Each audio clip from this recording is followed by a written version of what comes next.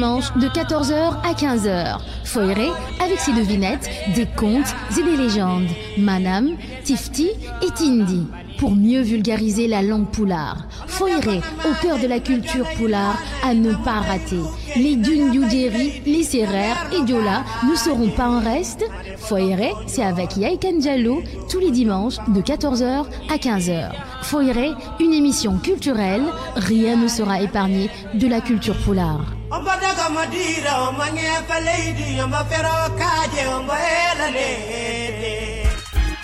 RFM Radio Futur Média 94 FM Dakar. Jour remue-ménage qui reçoit ce dimanche Monsieur Ibrahim Nour Edine Diagne, membre du RASA, expert des questions économiques, formé à EC Paris et EC Montréal. Bonjour et merci d'avoir répondu à notre invitation. Bonjour, Madame Diallo. Nous recevons également Dr Mbaye Awa, il est docteur en sciences économique et gestion, planificateur formé par le système des Nations Unies. Bonjour et merci d'être là. Bonjour et merci pour cette invitation. Alors, un an jour pour jour, après la Coupe d'Afrique des Nations de Cameroun, aujourd'hui, les Lions locaux nous gratifient d'une autre coupe. Ils ont remporté le CHAN en Algérie. Votre commentaire? Oui, toutes mes félicitations à ces Lions qui réellement nous donnent certainement une très bonne matinée d'aujourd'hui parce qu'ils se sont battus comme des lions et toute la félicitation sur leur coach et tout le monde qui était parti les supporter. Alors, franchement, merci beaucoup. Edine Diagne? C'est une grande satisfaction et surtout la preuve qu'on peut récidiver dans l'excellence d'une génération à l'autre. Absolument.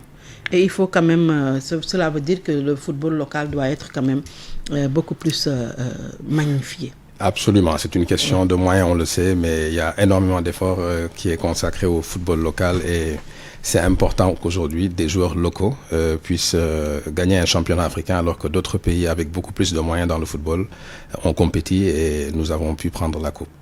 Alors la gestion de nos ressources naturelles, qu'elles soient financières, naturelles, les grands projets de l'État, l'absence de communication autour, au menu de ce numéro de remue-ménage, la polémique du train du train express régional entre dans ce registre, une communication en amont, n'aurait-elle pas pu éviter cette autoflagellation dont parle le chef de l'État, Ibrahim Nour Edine Diagne?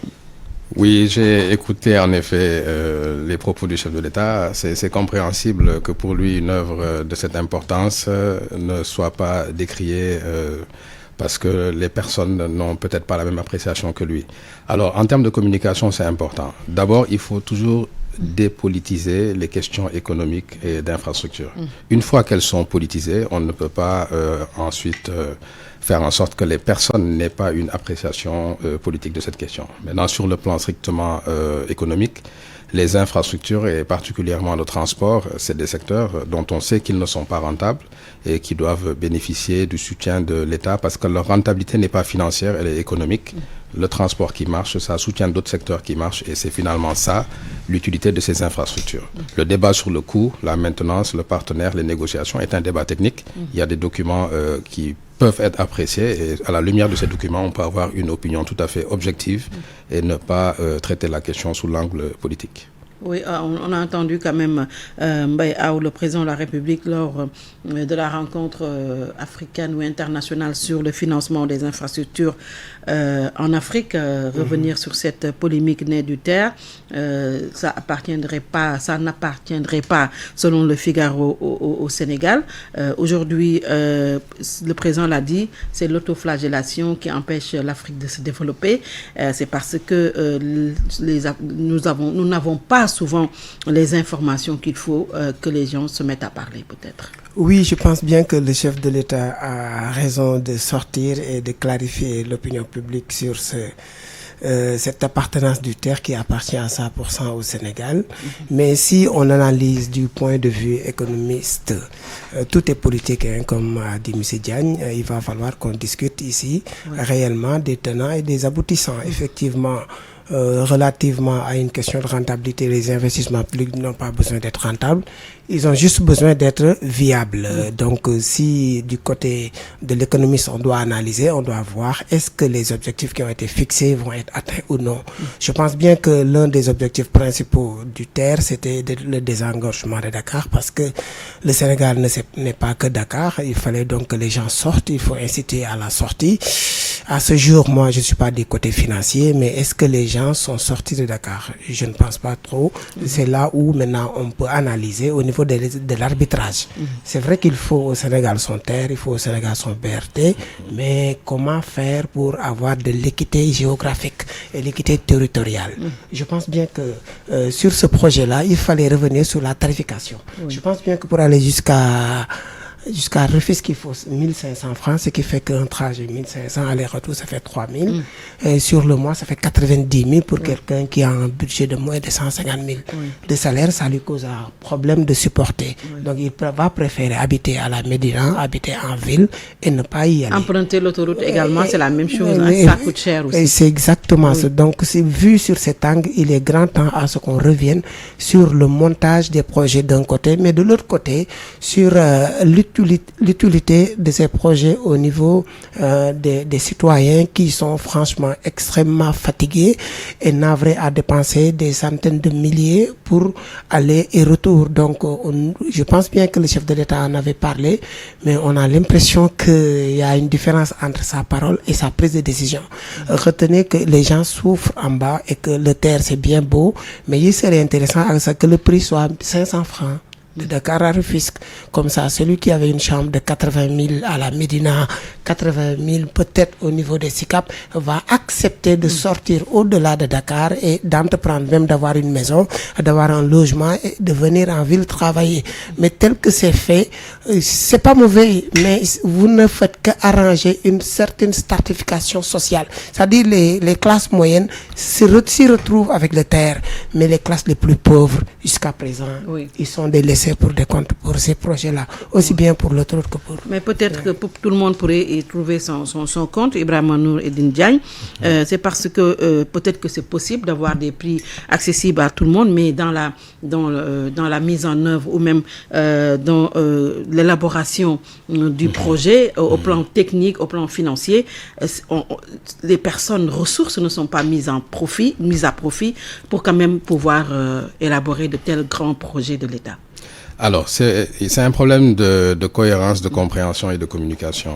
Le TER, d'ailleurs, j'aime bien l'analyse de Monsieur Aou parce que quelque part, le TER, au contraire, à 1500, il est subventionné. Ça veut dire que son coût réel doit être de 3000 francs, certainement.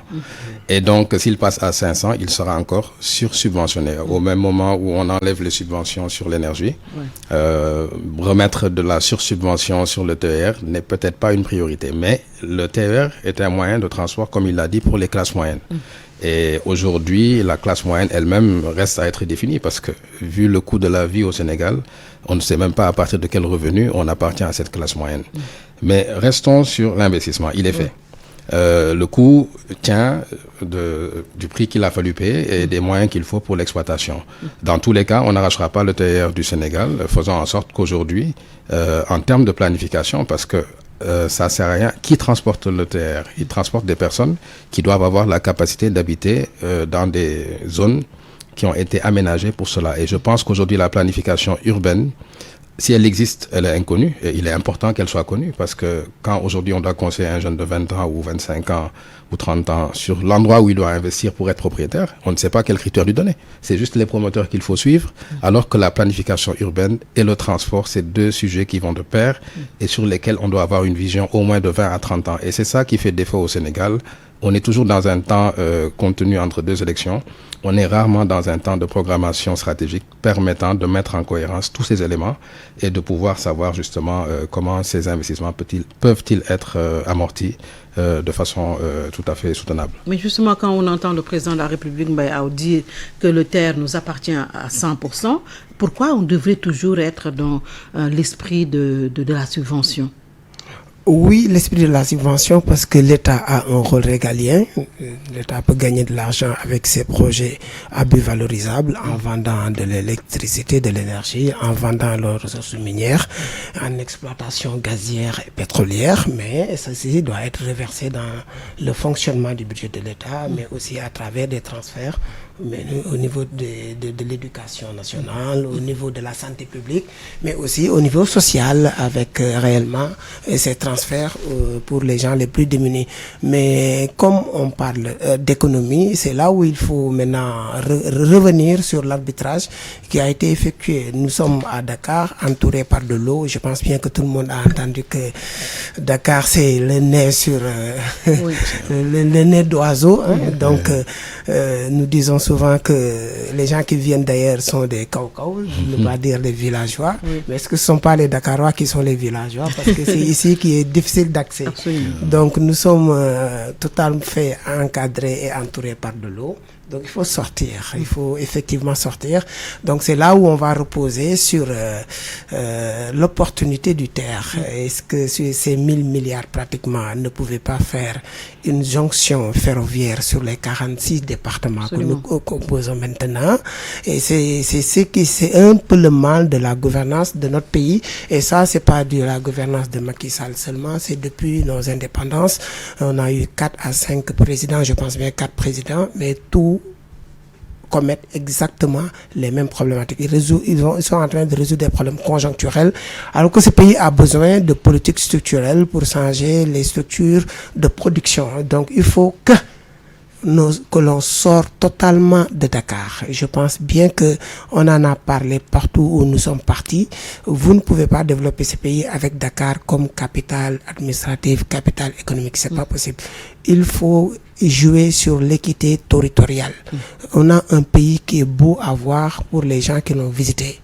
Ou les gens qui ont visité d'autres pays comme le Maroc, avec qui on a été au même pied en termes de PIB en 1966, en termes de croissance économique. À ce jour, je pense plus qu'il n'y a plus photo, alors qu'on a tout et on doit se développer sérieusement. Je vais pas tenir beaucoup la parole, mais retenez que faire le terre, revenez à faire un train ferroviaire qui peut jouer sur les 45 départements de sorte que les gens vont sortir de Dakar et venir travailler et rentrer. S'il le faut, rester dans leur propre contrée parce qu'il y aura ce qu'on appelle ce maillage territorial qui permettrait de gagner beaucoup plus. Effectivement, vous êtes obligé de faire le terre, vous êtes obligé de faire le BRT parce que les gens sont concentrés ici, mais pour les faire sortir, il faut sortir les investissements. Oui. Alors, les grands projets de l'État, en tout cas, la gestion de nos ressources naturelles entre toujours les mains des compagnies étrangères et d'Indiagne au détriment de notre privé national, même si certains disent que le privé national n'est pas assez outillé pour ces grands projets. Pourquoi ? Ben, là aussi, je pense que c'est une stratégie quelque part qui nous manque. Et là, je pense qu'autant le secteur privé doit être interpellé, autant l'État doit l'être également. Il y a des choses que nous ne savons pas faire. Nous ne savons pas fabriquer de trains, d'avions, de bateaux. Mais pourquoi ? Mais parce que l'expertise est bien là quand même. Non, c'est parce qu'au moment où il fallait faire construire ces expertises-là, nous n'étions même pas indépendants. Aujourd'hui, les puissances industrielles, on les connaît. Si on prend la Corée, qui est un pays qu'on aime bien prendre pour exemple, elle a construit sa puissance industrielle sur une période sur laquelle nous avons également construit notre indépendance et c'est que nous avons.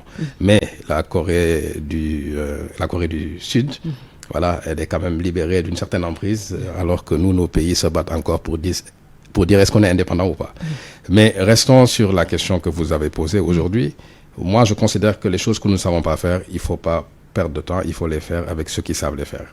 Mais ça, c'est dans la fabrication. Mais pourquoi on ne peut pas aider notre privé à pouvoir le faire, justement ? Bon, d'abord, il faut dire que le Sénégal a une taille de marché restreinte qui ne permet pas aujourd'hui un développement industriel à grande échelle vu sous l'angle du Sénégal tout court. Nous avons l'espace économique UEMOA, nous avons la CEDEAO, nous avons la zone continentale de libre-échange, mais faudrait-il que des pays africains décident ensemble de bâtir une stratégie industrielle coordonnée? Parce que si tous les Africains font des télés, il y aura trop de télés. Il faut que certains fassent des vélos, d'autres des motos, d'autres des voitures, d'autres, etc. Donc ça, c'est une question complexe.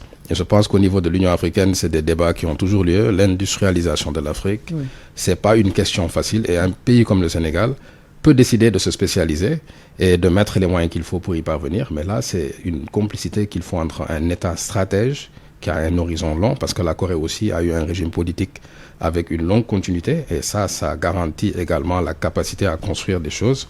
Nous avons implémenté la démocratie qui fait que tous les 5 ans, nous devons remettre en cause nos élus. Ce qui fait que les projets ont tendance à avoir un horizon de 5 ans et rien de stratégique ne peut être construit en 5 ans. Oui, est-ce que en créant quand même la ZLECAf, on peut se le permettre pour le moment en Afrique, tant que son secteur privé quand même n'est pas capable de faire certaines réalisations? Oui, mais la ZLECAf, il y a des dangers aussi qui rôdent autour de cette construction. Est-ce que c'est une ZLECAf pour qu'une Chine soit plus forte en Afrique? Est-ce que c'est une ZLECAf pour que des Africains soient plus forts en Afrique ou d'autres nationalités? Et c'est là où je dis la solidarité africaine et la cohérence stratégique africaine, elle est importante. Elle n'est pas dans les discours et les déclarations. Vraiment, je pense que pour savoir ce qui va se passer, il faut tout lire sauf les discours. Il faut analyser la situation du monde, la géopolitique, et se dire que si l'Afrique se libéralise et qu'elle ne construit pas un secteur privé fort, stratège, organisé, elle se libéralisera pour permettre à des puissances étrangères d'être encore beaucoup plus fortes dans notre espace économique. Mais est-ce justement l'Afrique est dans ses dispositions de créer un secteur privé national fort? On ne le sent pas en tout cas. En tout cas, je pense bien qu'il faudrait développer individuellement les pays pour ensuite en venir à une agrégation et ensuite à ce qu'on appelle une intégration régionale, sous-régionale. Nous les avons déjà, mais jusqu'à présent, la mayonnaise ne prend pas. Pourquoi ça ne prend pas? C'est parce que nos pays, actuellement, si je prends le cas du Sénégal que je maîtrise le mieux, notre économie est caractérisée par l'importation et la prédation de nos ressources. Des gens qui viennent d'ailleurs s'en prennent à nos ressources, sans pour autant qu'on ait assez d'armes, pour ne pas dire d'institutions, ne leur permettant pas ça, ou bien qu'il y a des individualités comportementales qui fait que ces gens sont en train de faire de la prédation. Vous savez bien que tout bien qui n'est pas protégé est destiné à la prédation, aussi bien au niveau des fonds et tout le monde. Et si vous regardez de plus près, notre facture, si j'en viens en économie, notre facture d'importation est extrêmement élevée. Nous consommons plus de 80% de calories importées. C'est-à-dire que la facture de riz a augmenté, les factures de biens alimentaires ont extrêmement augmenté. Depuis 60 ans, nous sommes en déficit. Et ce déficit, ce qui est un peu marrant, c'est un déficit alimentaire. C'est un peu du mal à faire vivre sa population avant d'aspirer à se développer, à parler même d'émergence. Je pense bien que tout ça, le vrai problème, on dit souvent le pourquoi du comment, c'est au niveau des institutions. Nous devons revenir sur l'institution et regarder. Et pour cela, moi, je préfère qu'on analyse à ce jour exactement ce qui se passe dans ce pays en termes de gouvernance. Je pense bien que notre gouvernance peut être caractérisée par 3 choses. Il y a l'autoritarisme, il y a le patrimonialisme et il y a le paternalisme. L'autoritarisme, je suis le chef, vous êtes avec moi en applaudissant. Sinon, je considère que vous êtes contre moi et je mobilise tous les moyens pour faire taire. Et faisant cela veut dire que la haute hiérarchie de l'État n'est pas au courant de ce qui se passe dans la République. De l'autre côté, si on parle de patrimonialisme, c'est un groupe d'individus, de partisans qui tournent autour des chefs et qui se mènent une guerre entre eux pour bénéficier d'un prêt, d'un poste, d'un projet, bénéficier de ces gratifications. Et ça, c'est prendre le peuple comme des gens qui ne sont pas aptes à faire de la politique, bien qui ne sont pas aptes à réfléchir. Et ça crée une distance entre gouvernants et gouvernés. Si vous prenez le paternalisme, c'est encore pire. C'est le chef de l'État qui se met comme je suis le père de la nation. Donc la relation que j'ai avec mon peuple doit être une relation directe. C'est-à-dire, dans ce cas, je vais essayer d'affaiblir au maximum les institutions qui nous sépare, à savoir le Parlement, le gouvernement et l'administration publique tout entière. Et en faisant cela, réellement, vous êtes en train d'affaiblir les institutions. Donc, si on fait un résumé, l'affaiblissement des institutions, la distance entre les gouvernants et les gouvernés, et réellement cette guéguerre qui existe pour ne pas connaître ce qui se passe dans la République, c'est ça qui fait que la prédation augmente de façon extrêmement fulgurante dans nos économies. Si on revient pour des exemples précis, ne voyez-vous pas vous-même et que les Sénégalais qui m'entendent dans vos quartiers, dans vos rues, des gens qui vous les connaissez pas avec diplôme, vous les connaissez pas avec commerçant, avec tel, sont devenus des milliardaires, sont devenus des millionnaires. Et c'est la théorie des mules en économie. Et c'est extrêmement grave. Et tant que nous sommes dans cette situation, les gens ont beau changer d'autorité, mais ça ne changera pas. Il faut qu'on change totalement les institutions. Il faut qu'on revienne sur la nature de la gouvernance, nos vraies problématiques. Nous, on n'a pas de problème d'autorité. On a juste un problème d'institution qu'il faut veiller à ce qu'il y ait plus de prédation. Oui, il faut changer les régimes. Peut-être que les régimes présidentiels font que les présidents se permettent tout. Oui, vous avez dit le régime présidentialiste.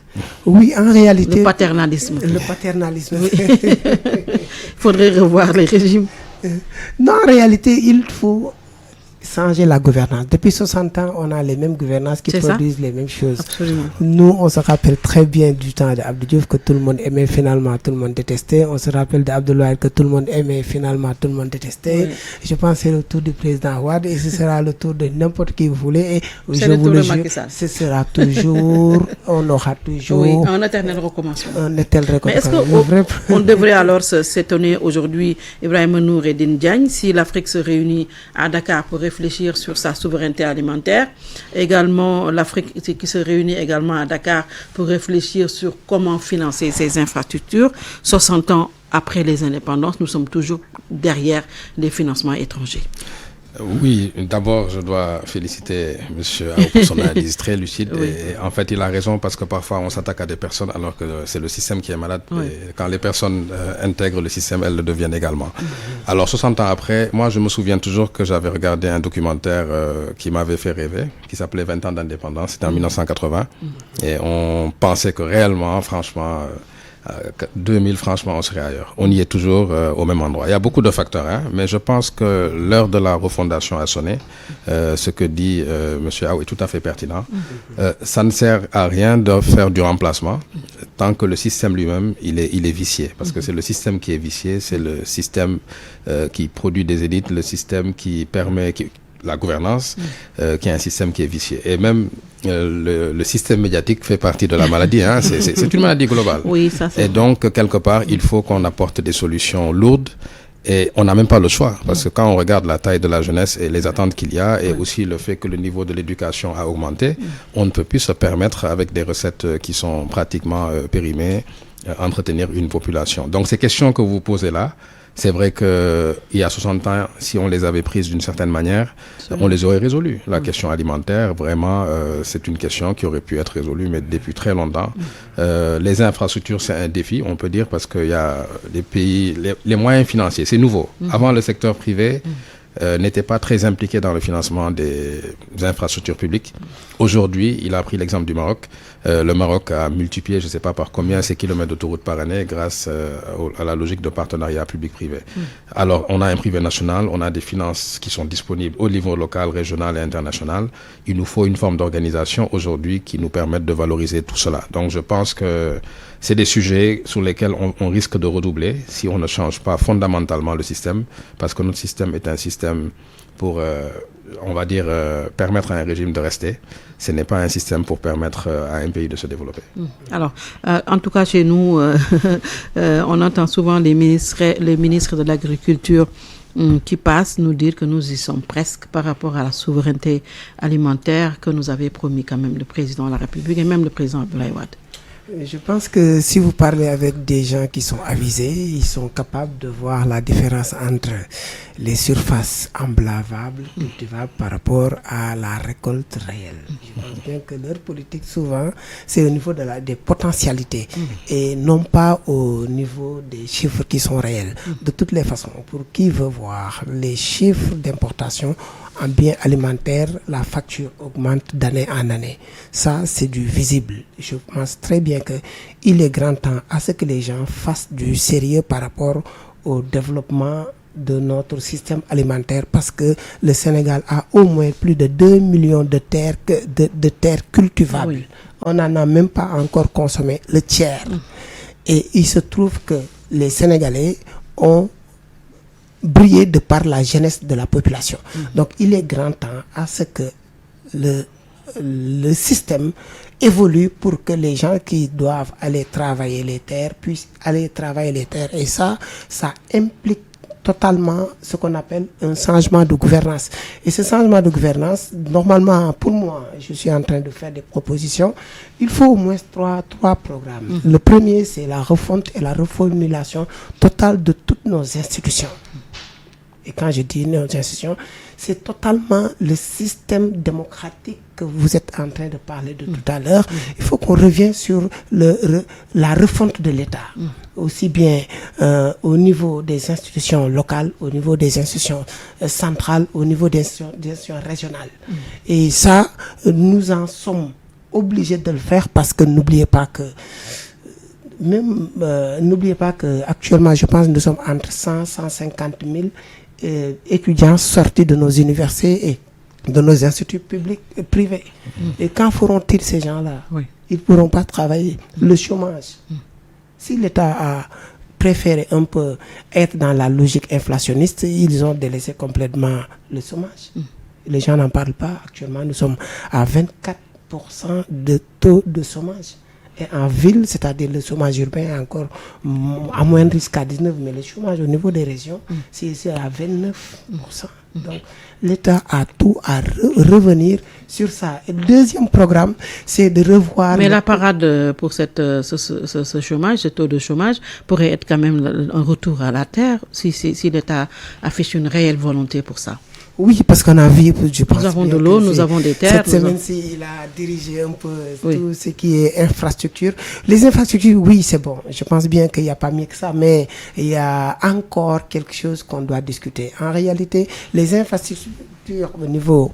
L'investissement au niveau des infrastructures peuvent aider à résorber le chômage, mais pas trop, parce que les postes obtenus là-bas, l'emploi est non seulement très temporaire par rapport à l'investissement sur le secteur productif réel. Je pense bien que l'État doit augmenter son budget d'investissement sur le système productif réel en créant des usines, en suscitant le secteur privé.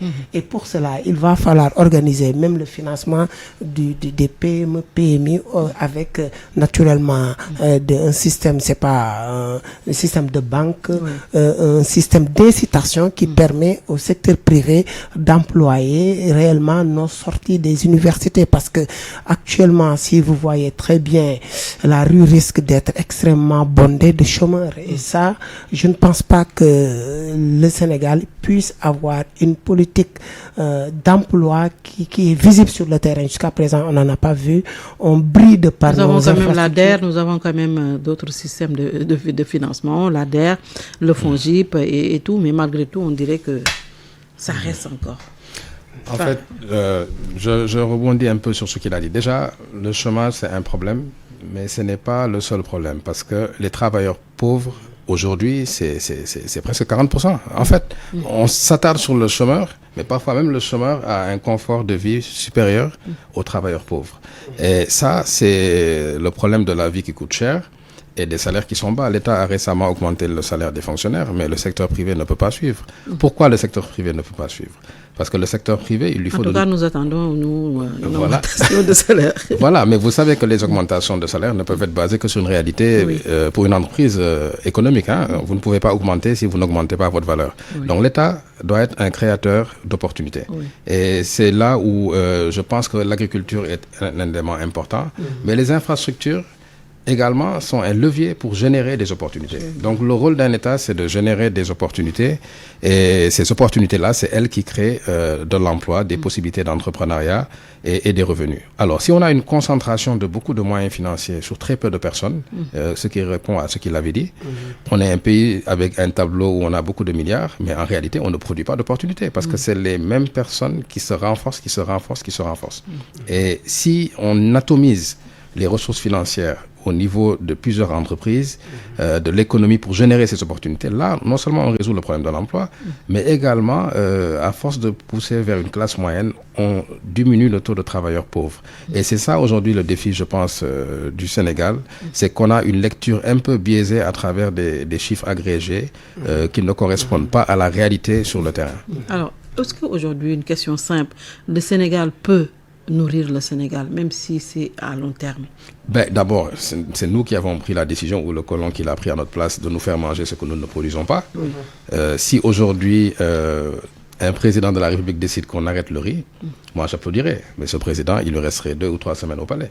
Pourquoi? Donc, parce que nous ne sommes pas cohérents, nous Sénégalais. Nous voulons une chose et nous ne sommes pas prêts à faire les sacrifices nécessaires pour obtenir cette chose-là. Si on mange le mil ou le maïs et qu'on change nos habitudes alimentaires, là, on est dans un canevas où on est capable de produire ce que nous mangeons et de pouvoir améliorer justement cette capacité à produire ce que nous mangeons. Vous allez en Chine, ils mangent ce qu'ils produisent, vous allez en Corée, etc. Mais nous, c'est vrai que c'est un héritage colonial duquel on ne sait pas d'effet. Et aujourd'hui, la facture d'importation, il y a des choses auxquelles on ne touche pas. Le thé, ça vient d'où? Ça ne vient pas de chez nous. Mais priver un Sénégalais de thé, c'est mettre fin à la vie de la nation.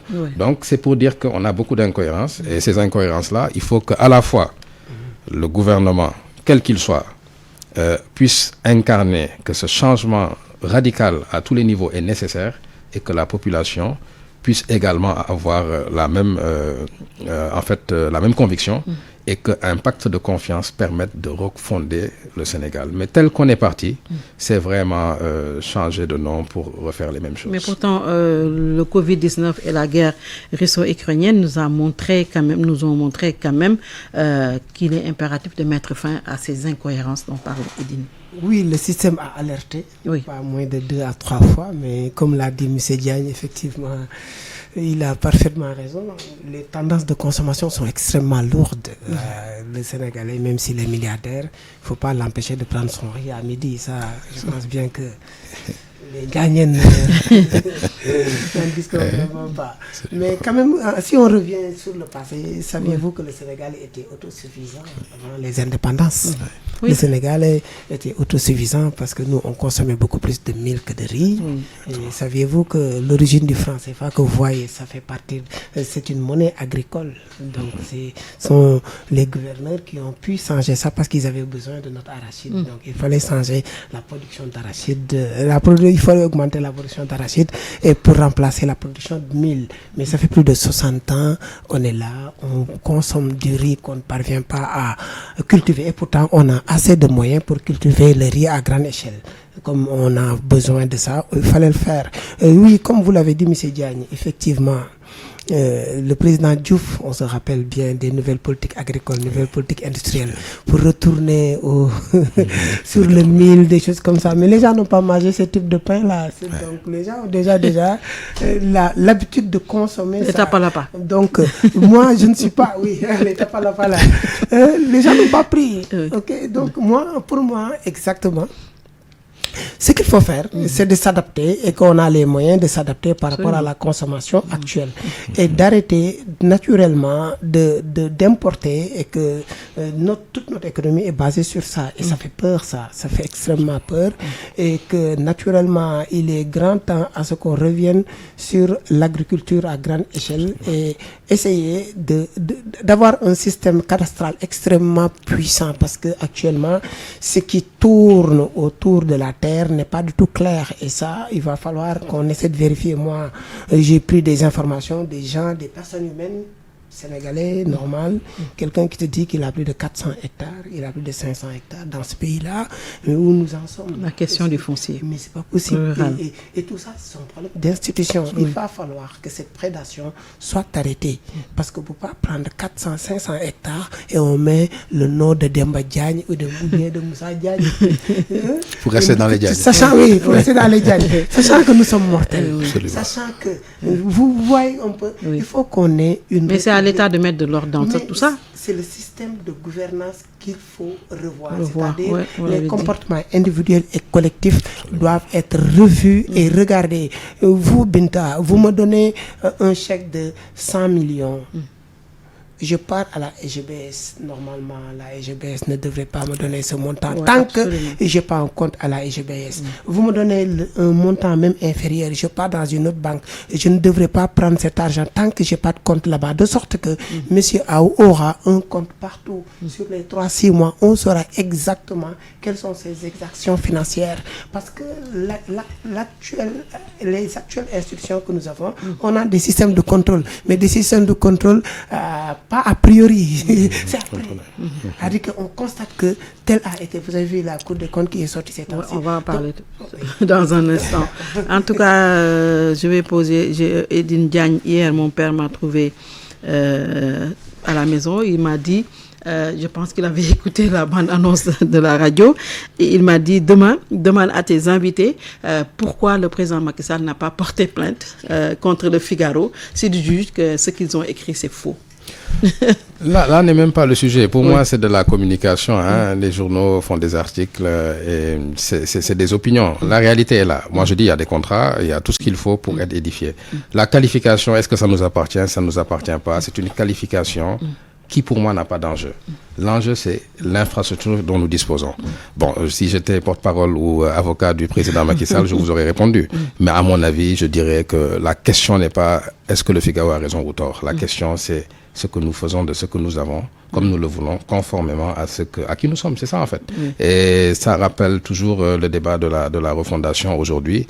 Et je pense qu'il est revenu plusieurs fois, M. Aou et moi-même. On le sait, il faut une refondation.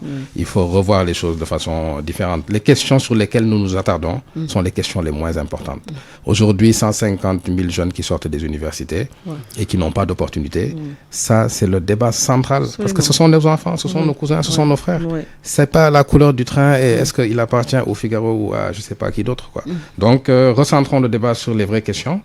Et c'est là où, à la limite, le sens de faire de la politique aura du sens. Parce qu'aujourd'hui, faire de la politique, si c'est juste décrier ce que ceux qui sont là sont en train de faire, ben, c'est une machine assez facile. C'est de la critique facile. Et voilà, c'est de la critique facile. Et aussi, si pour ceux qui sont là, c'est de dire qu'on est les meilleurs et tout ce qu'on fait est bon et que les autres, ce dont ils parlent, c'est pas bon, c'est également une forme de négligence intellectuelle. Il faut qu'on aille vers des débats de fond. Pour moi, l'action politique, en tout cas, telle que je la conçois, c'est être là pour résoudre des problèmes et non être là pour ne pas être critiqué. Donc ça, c'est déjà du côté de ceux qui nous gouvernent. Et quelle que soit la période de l'année où on parle, c'est le même sujet. Et pour une opposition aussi, c'est de constituer une alternative pour justement faire en sorte que ceux qui gouvernent soient dans l'excellence. Parce que si vous êtes dans l'excellence, votre remplacement est difficile. Mais si vous êtes dans la négligence, votre remplacement est facile. Et donc, pour moi, on a un vrai problème de la manière dont on fait de la politique au Sénégal. Le problème, c'est pas le politicien. Le problème, c'est la politique elle-même, telle qu'elle est définie. C'est-à-dire, on fait une politique pour conserver un pouvoir et on fait une politique de l'autre côté pour arracher un pouvoir. Or, le pouvoir n'est qu'un instrument pour réaliser des solutions, en fait, pour la population. Alors, il aurait dû porter plainte contre le Figaro ou pas? Je pense bien que tel n'est pas le cas. En réalité, le problème, c'est beaucoup plus profond que vous entendez. Il a bien dit, M. Diagne, que naturellement, les gens politisent des problématiques qui sont fondamentales et qu'il ne fallait pas problématiser. Moi, quand je parle de gouvernance, je parle aussi bien au niveau de la gouvernance des autorités, mais aussi, c'est un tout. C'est-à-dire que les gens qui sont dans l'opposition aussi, on n'a encore rien vu, un programme nous permettant de faire des changements structurels dans ce pays. Sinon, on nous présente un peu beaucoup plus de la violence et ensuite, on regarde ce que les autres ont fait. Nous voudrons que ce pays évolue dans un monde de propositions, un monde qui change un peu parce qu'on a tout un exemple à donner à notre jeunesse. On a tous des exemples à donner aux gens qui doivent venir après. Par exemple, nous sommes dans une situation où, si vous le voulez bien, je vais ouvrir une brèche dans une année pré-productrice de pétrole et de gaz. Et dans cette situation, nous devrions parler exactement sur qu'est-ce que l'État devrait éviter, qu'est-ce que l'État devrait faire. On n'en entend pas des gens qui sont avertis. Nous, en tant qu'économistes, pour nous faire éviter la malédiction du pétrole et du gaz. Donc, dans ce contexte, très électrique. Exactement. Moi, je pense que dans cette situation, ce qu'on dira en tant qu'économiste, c'est qu'il faut qu'il y ait une règle d'or. Je pense bien que la fiscalité ordinaire, les revenus ordinaires, la fiscalité ordinaire doit financer les dépenses ordinaires. Mais la fiscalité pétrolière doit financer les biens d'équipement et d'infrastructure. Et réellement, c'est le plus grand danger qui pourrait nous guetter si on commence à utiliser les ressources, c'est-à-dire la fiscalité pétrolière, au niveau du fonctionnement de l'État pour augmenter les salaires, pour augmenter les transferts. Et je pense bien que tout à l'heure, M. Diagne en a parlé sur la logique d'inflationniste, parce que ce que je vois actuellement, les gens sont sur des logiques de réduire l'inflation. Non. L'État a augmenté les salaires des gens du public.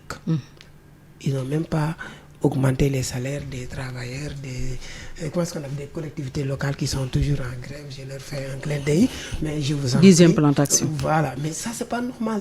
Parce qu'en réalité, en termes économiques, quand après cette maladie Covid-19, une guerre qui s'enclenche, on a des déficits céréaliers, l'offre s'est réduite. Vous vous permettez, pour réduire réellement cette inflation, vous augmentez les salaires, ce que vous faites, c'est grave. Vous êtes en train d'augmenter encore la demande. Et si vous augmentez la demande, mais il n'y aura qu'à justement au niveau des prix. Les prix ne vont qu'augmenter. Qu'est-ce qui va se passer? Les gens du public, les premiers qui ont reçu, parce que le phénomène inflationniste est un phénomène vibratoire. Donc les premiers peut-être vont gagner parce qu'ils ont des revenus beaucoup plus qui augmentent leur demande et que l'offre est encore là pour l'absorber, mais les derniers auront des problèmes. Tu auras augmenté leur salaire, mais les prix auront augmenté de sorte que ce qu'on appelle une illusion monétaire.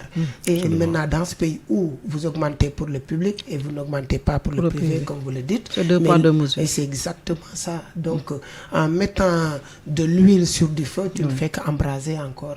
Je pense bien qu'actuellement, les gens ont besoin de faire des politiques économiques et surtout d'arrêter de prendre des mesures urgentes et conjoncturelles. Oui, c'est la continuité. Je pense que on va vers des difficultés, à mon avis, sur le plan du coût de la vie, de l'inflation, même si des mesures sont prises ou seront prises sur le logement, mais on a une sorte d'incohérence. Et je pense que l'année 2013 peut être une année très difficile parce qu'en réalité, si vous regardez la facture énergétique des entreprises, qui pourrait augmenter de 28%, parce que c'est ça, on protège les ménages faibles, ce qui est le rôle de l'État, mais on fait exploser le carnet des entreprises. Donc les entreprises n'ont même pas les moyens de subsister, qu'on augmente leurs charges et que de l'autre côté, on augmente le salaire du public. Mais quelles conditions on est en train de créer? Qu'est-ce qu'on veut avoir devant nous dans cette année 2023? Et oui, c'est parce que la facture d'énergie, pour certaines entreprises, c'est critique. Donc 28%, c'est pas une petite chose. Déjà, on parle de taux d'inflation autour de 6-8%, ça fait peur. Et quand on vous dit votre facture énergétique augmente de 28%, c'est un vrai problème. Je pense qu'il faut prendre le temps des analyses sereines, parce que c'est vrai qu'on est dans un contexte préélectoral, et en même temps, le Sénégal n'a jamais été dans un contexte économique aussi fragile. À la fois de l'espoir avec l'économie pétrolière et gazière, et à la fois une crise internationale qui a des effets très pervers sur notre économie. C'est le meilleur moment pour être serein, pour réfléchir et pour poser des jalons durables pour ne pas avoir de crise immédiatement. Je pense que nous n'avons peut-être pas analysé l'entièreté des difficultés auxquelles nous faisons face. Aujourd'hui, si on a la capacité de mobiliser dans le court terme des finances à des coûts parfois tout à fait discutables, des finances internationales, il ne faut pas penser que c'est 2023-2024, la seule année du Sénégal. Au contraire, c'est l'année critique pour moi, parce que si nous ne réussissons pas les bonnes réformes et nous ne prenons pas le bon cap, je pense que 2024 et au-delà sera un horizon totalement incertain. Ouais, alors, la gouvernance financière, nous en parlons avec qui pose souvent problème. Les corps de contrôle de l'État qui font leur travail, mais c'est souvent les rapports demeurent sans suite. Dernière en date, c'est la Cour des comptes sur la gestion du Covid, le Covid-Gate, si on peut le dire ainsi.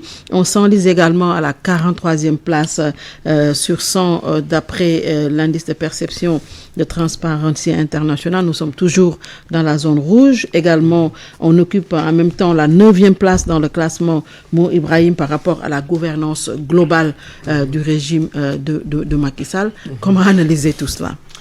Oui, mais en tout cas, je pense bien que ce débat donne corps réellement à tout ce qui est gouvernance, parce que l'indice de perception de la corruption, aussi bien que Mo Ibrahim, ce sont des indices qui utilisent beaucoup plus la théorie institutionnelle. Réellement, si vous regardez, il y a même une cohérence. Si réellement le Sénégal est 9e sur Mo Ibrahim, allez regarder le classement du Sénégal sur l'IPC, non pas mondial, mais sur le plan africain. Vous allez toujours être 8e ou 7e. Mais en réalité, ce n'est pas le classement qui nous intéresse, nous, ni le rang que les gens sont en train de parler, mais plutôt cette stagnation qu'on a observée depuis 2016 jusqu'à 2020. Nous avons 45, c'est-à-dire en deçà de 50. Et de 2020 à pratiquement 2023, nous sommes à 43. Dans la zone rouge. C'est dû à quoi?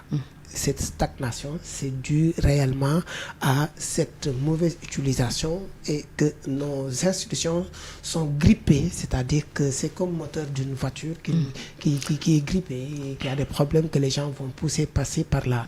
Et dans cette situation, nous exhortons à un réel changement de type de gouvernance et de type d'institution. Faisons de sorte que les comportements individuels ne pourraient pas enrichir certains Sénégalais. Nous, on a entendu, de par les radios, de par les télés, des vols de 800 millions dans les maisons. On a entendu des gens qu'on a accusés de centaines de milliards. On a entendu des députés qui ont déplié. Ça fait mal. Et ça, je parle de la gouvernance de Macky Sall, mais c'est exactement la même chose pour Abdoulaye Wade. Et Abdou Diouf, c'était pire. On se rappelle du compte K2. Donc cette politique de prédation, ce n'est pas dû dévolu à un président. C'est notre système qu'il faut intégralement repenser, reformuler. Vous y tenez à la refondation du système. Mais non, c'est important. Surtout les politiques. Pour un changement notoire et réel. Exactement. Si on le fait, on pourra venir maintenant dans un troisième niveau de programme. Ce sont les politiques sectorielles, les politiques énergétiques, les politiques éducatives. Il faut revoir notre système d'éducation nationale pour former des gens qui sont aptes à aller travailler tout de suite. Mais tel que nous sommes en train de faire... Les élèves sont en grève depuis, parce que le programme est trop lourd, trop chargé. Effectivement. Donc, nous sommes dans une situation où l'économie a besoin réellement des états généraux de la gouvernance. Et de faire de sorte que, de façon très isolée, des gens ne puissent plus avoir des 500 hectares. Des milliards à gérer sans évaluation. Ce qu'on appelle usufruité et nue propriété, c'est pas possible. Des gens qui sont plus riches, moi j'ai fait un article en 2016, c'était ça, c'est au Sénégal qu'on voit des autorités plus riches que des industriels. C'est pas normal. Dû à quoi? La redistribution des ressources étatiques. C'est extrêmement compliqué, mais il faut qu'on en parle. À ce jour, il y a des fonctionnaires qui, ne serait-ce que comment est-ce qu'on appelle les ressources extrasalariales dépassent de loin les indemnités. Les indemnités, juste.